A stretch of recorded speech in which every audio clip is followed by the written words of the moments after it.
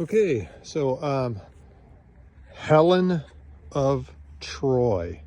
The actual paint was in the back of the garage. I found it this morning. So looks pretty good. Can't really see it, but I mean, there's going to be a sheen difference. You can kind of pick that up in the right light, but the reality is for the curb appeal, it's not green.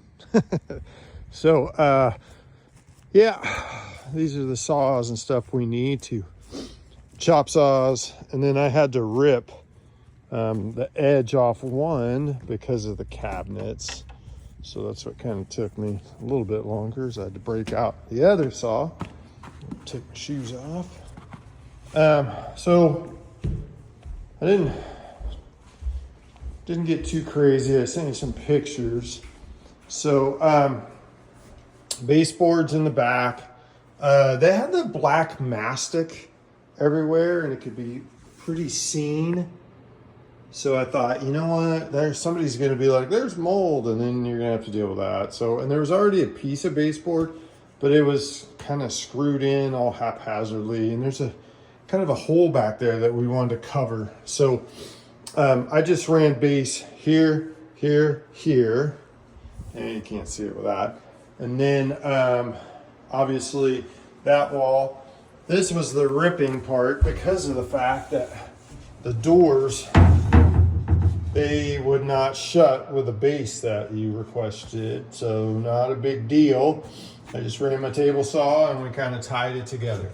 So it appears a little darker than the cabinets, but it matches in pretty good with the door jambs and some of the other trim in the house. I really don't think anyone's going to notice too much. Because it's different. This trim's a different color than that trim, than the 72 colors over there. But anyway, so I went ahead, punched all these in. That paint ain't me.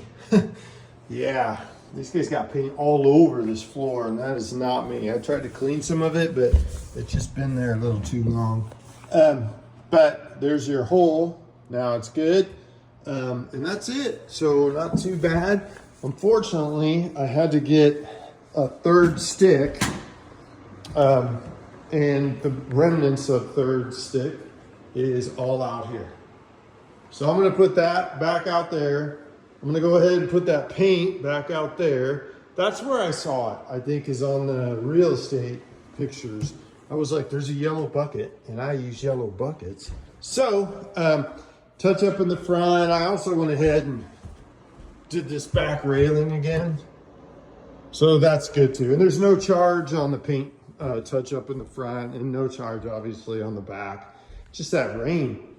I didn't have enough dry time. So yeah, that's it with that. Pretty basic stuff. Give or take 3.5 hours or so, 4 hours right in there. And $5,000 worth of saws. But it looks really good. You shouldn't have any issues with your real estate now. And it does not have a very large hole. So there you go. Thank you guys.